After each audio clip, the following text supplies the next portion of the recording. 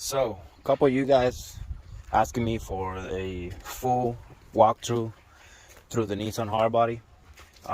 It's been a couple of modifications in the engine bay internally, and I have not uploaded a nice video of it explaining what have I done since the last time. Um, well, we can start by here. First thing, I still have the stock automatic diff from the hardbody 1995. I don't know if I showed you this thing to you guys. That thing is like that with the silicone, because one time it blew through the back, so I reused the stock rear end, so I don't have to change the whole thing. I just change the center chunk and I reuse that thing again. This bar that you see right here, there's two of them. It looks like a kind of like a 4-link setup, but it's not. The only thing this thing is doing is preventing the diff to twist up and preventing from the drive shaft sticking in to the transmission and probably end up breaking it. Because when you launch it, the whole rear end twists up and then it pushes forward a little bit the drive shaft and end up making some pressure on the back of the transmission, and that is one of the main things that breaks your transmission. So this is just to keep it in place. It will not help with the grip at all. In the future, I was thinking about removing the fuel cell and doing the 4-link setup towards the front, but I don't know if I'm gonna do it to the stock diff. I should not do it with the stock diff because this thing it's only good for 400 pounds of torque, and if you launch it with 10 psi on the drag strip, it will blow up. There's no way this thing can hold anymore. The manual one or the automatic one, they both hold pretty much the same. The automatic one, since it's a 370, it's a little bit more torquey, but it'll still break. The leak springs are clamped, and then 2 new shocks. That's pretty much it back here. Everything else is stock. I got the flat bumper in fiberglass. I'm running the R888 Toyo 255 40/17 with the Toyota 4Runner wheels 2005. Here I got a Firestone Indy 500. It's a 245 40/17. This tire was really cheap and it was brand new. A guy sold it to me for $80, so I grabbed it. The Toyota bumper from, I think it's 93, with the old style grill from the hardbody. The hood scoop is because I used to have the intercooler over here. And then on the left side, I have a Nitto G2. I bought this tire used. That's what I use on the Freedom Factory in the front because it was cheap. Now, obviously, I'm gonna buy probably 2 new tires in the back and then put the ones of the back in the front. Interior wise, this is the Nissan Pathfinder seats. They fit right in. You don't need to modify anything. Check this out. A boost gauge, still the eBay one. IM wideband. It's not working properly. The sensor has been through a lot of oil. So many turbos I've blown already, like 3 turbos already. And the oil pressure. So here, I don't know if a lot of you guys haven't seen this. Let's see if I can make it clear. So what I did here, I got a piece of metal and I pulled the fuse box with the 2 relays. One's for the ECU, the other one I think the other one is for the fuel pump. No, I got the fuel pump over there in the front. I think it's one for the ECU and the other one is for like another main. Oh, for the injectors probably. I don't remember, but something like that. It's pretty simple. I'll explain you guys a little bit soon here. This is a micro squirt, same thing as a mega squirt 3, I think, and it just plugs in this wire so you can tune it. I run all the wiring harness up. I made a mistake and bought this ECU with the short harness, so it was not long enough, so I had to add every single wire and mark them.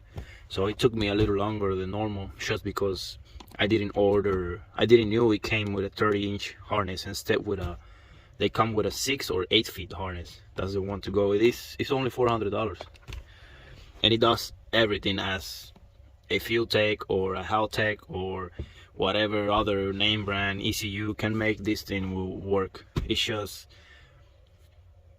they make it so cheap and so small because it does not run some sort of individual coils that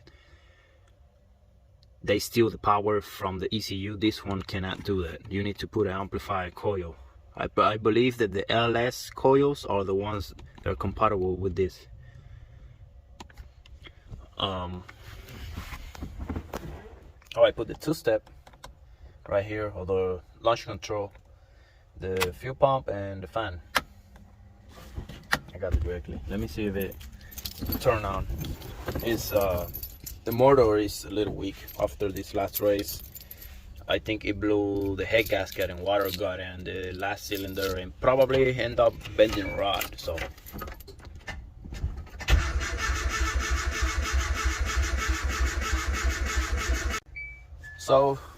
she doesn't want to run. It's probably pretty bad. I need to check on that soon. I'll let you guys know what she broke.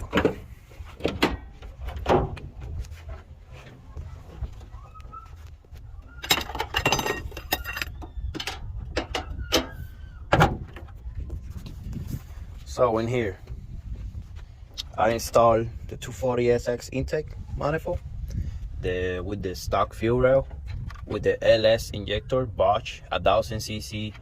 I had to drill, I don't remember the measurement here, but I had to drill it, open it up so it will fit, because it doesn't fit. This is all my wiring harness that I did myself for the injectors, coolant sensor, the plug for the ECU. I'm only using, I think I'm using all 4 wires from the distributor. Yeah, this this is not supposed to be loose. This ruins my tune. I just figured that out now. Maybe that's why it didn't turn on. Yeah, this is a throttle position sensor. When it was loose, that mess you up big time with your idle tune and everything else.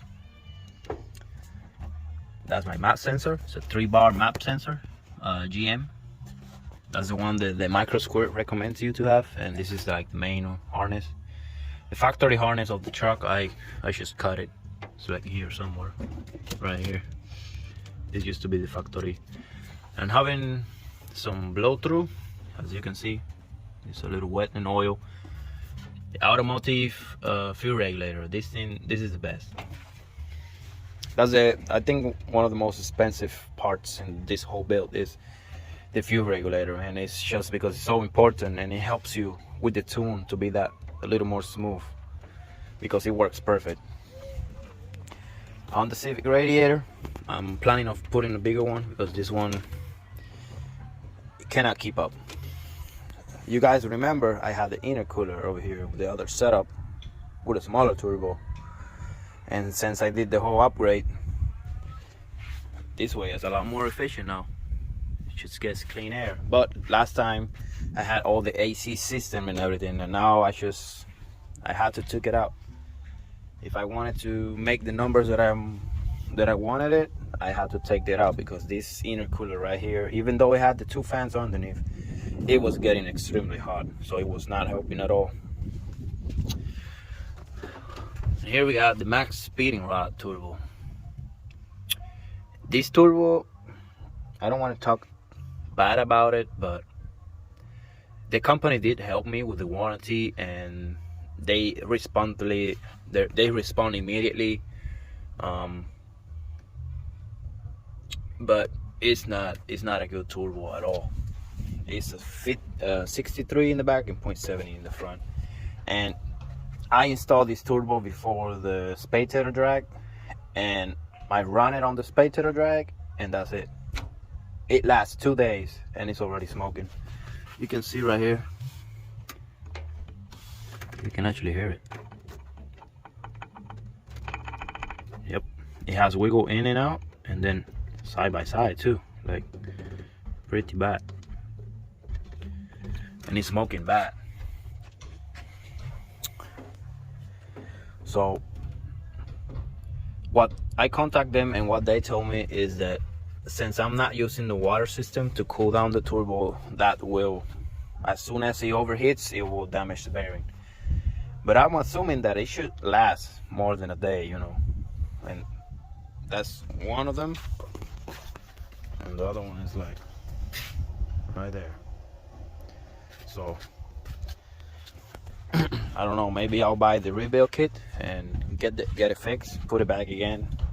They sold me this one for $50 because the first one it broke and it was $130, and then they say, okay, then we'll send you another one, give us the shipping the shipping money, and then we'll send it to you, and they only charged me $50. So that was great, but it didn't last. So sorry, max speeding rod, but this one is a no-no for me.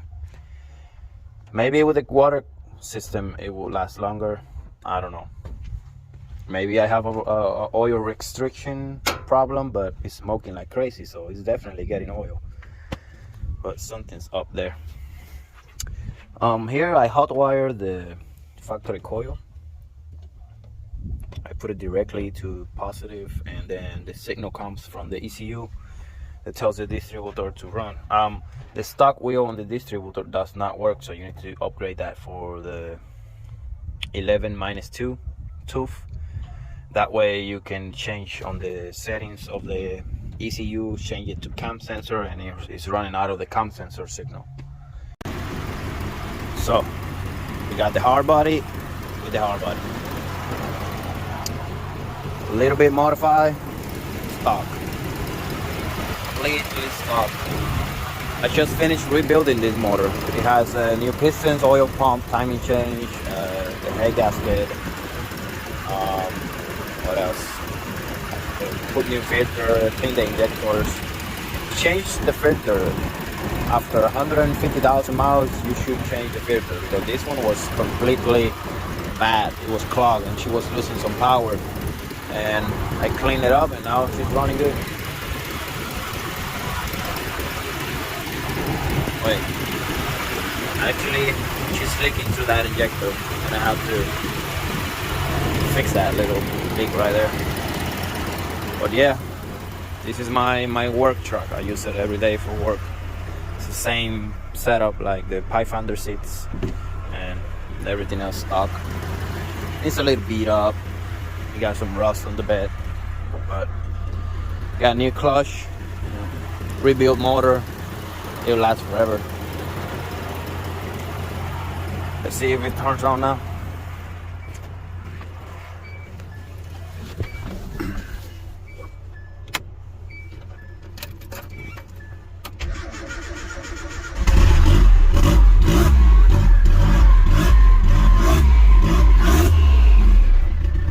This one is not working here, but it works on the ECU, and this one works, and the fuel gauges and everything else work.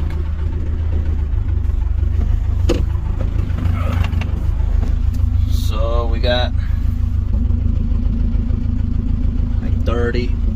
Normally on a cold start like that, this should be like on 60, and then it should go down to 20 once it gets hot, and it's running real rich.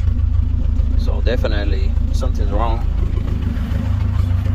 Like I said, it's probably a bended rod, because when the motor hydrolocked and I tried to like crank it, it wasn't moving at all. So it probably hydrolocked because the water came inside the cylinder, and then it bended the rod a little bit. And it sounds a little weird when it gets hot. Right now it sounds normal.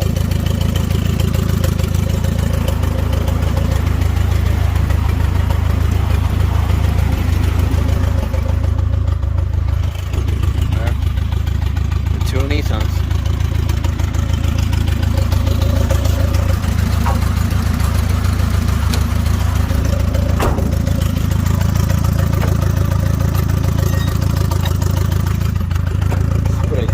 Before it turns off again.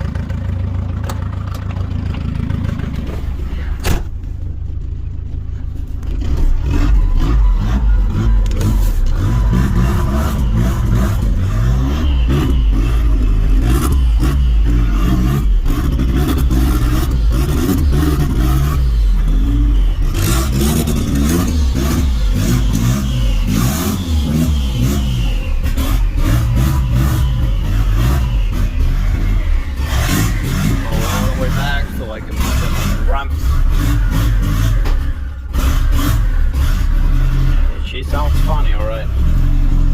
Let's see if the two-step works.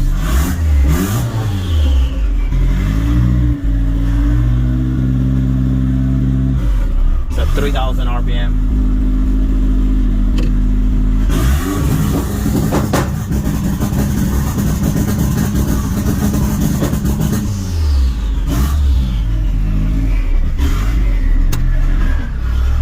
See the oil pressure now. Go around 20 in idle. It's running a little lean.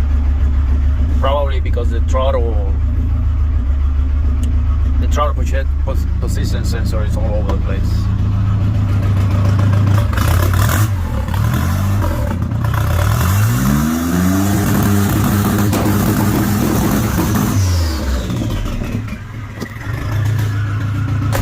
She's gonna get fixed anyway, so.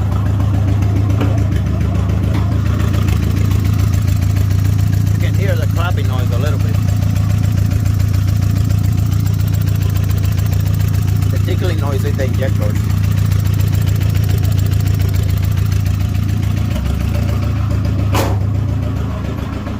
Here I got one of the survivors from the last motor that blew up, and it's pretty straight, so I think I'm gonna use this one. If that's the case, that's what I'm assuming. So I need to open it up and see what's going on. I did took the cap of the radiator out and no water came out, so.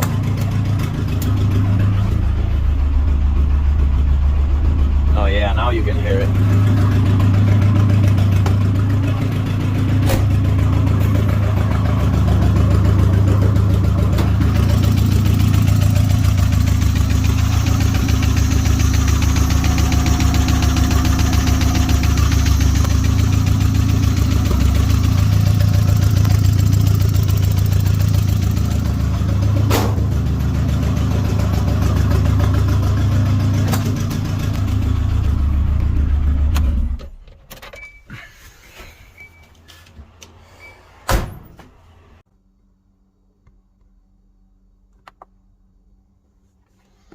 There we go.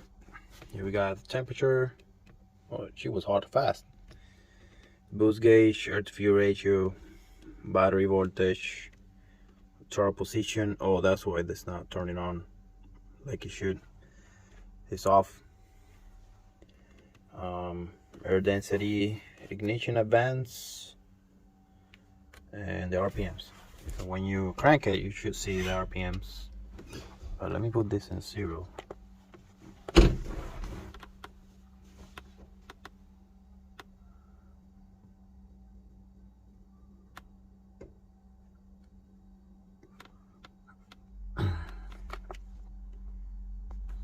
Calibration, 0, and then all the way floor it, and then offset. That's it.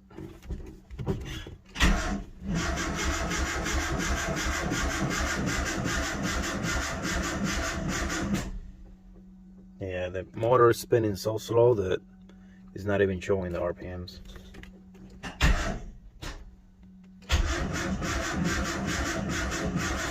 Yep, it's not good.